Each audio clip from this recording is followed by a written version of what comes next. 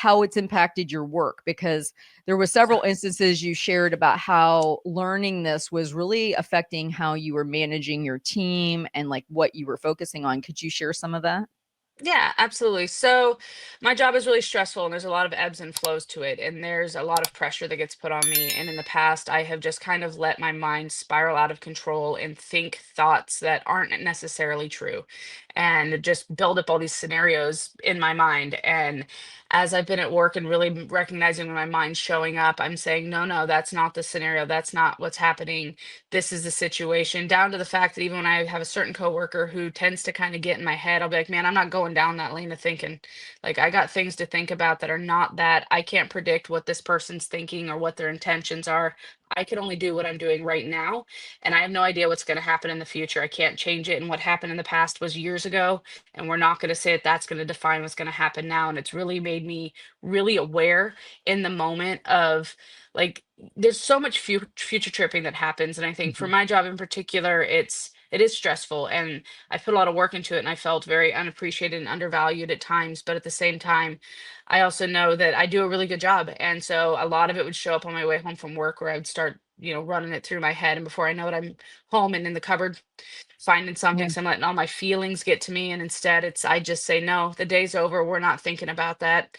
We already had that conversation, and it's really been helping. And even how I see my coworkers show up in the way they say things, and I'm like, that's like, they'll say things, I'm like, that's the future. You cannot predict that that's what the customer's going to say. Just pick up the phone and call them and find out. And 99% of the time it's never what they think is going to happen, because Yeah. you can't predict what people are going to say or do.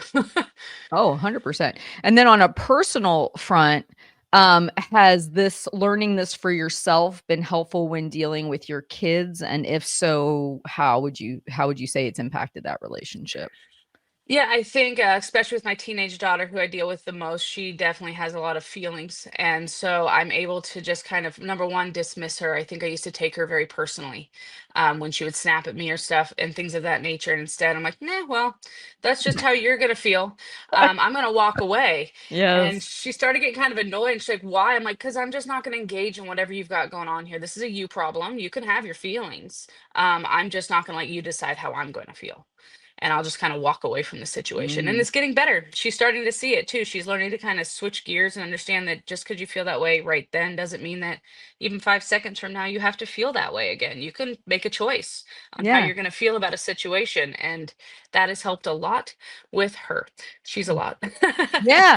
Well, I love that because that actually paints a different even picture than I was thinking, which is, had you really believed that her feelings about you were about you, like somehow you had done something or hurt her in some way, you might be doing that typical mom thing where you're like, "Oh, tell me what's going on, let me help."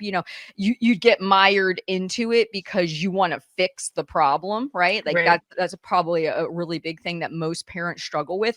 But because you realize how temporary these emotional situations are, and really it's about her and her mind, you don't have to jump into the pool with her and start drowning. Like you can stay on the sideline and say, hey, when you're ready to calm down and have a rational conversation, I'm here, but I'm not going to get sucked into the drama pool with you.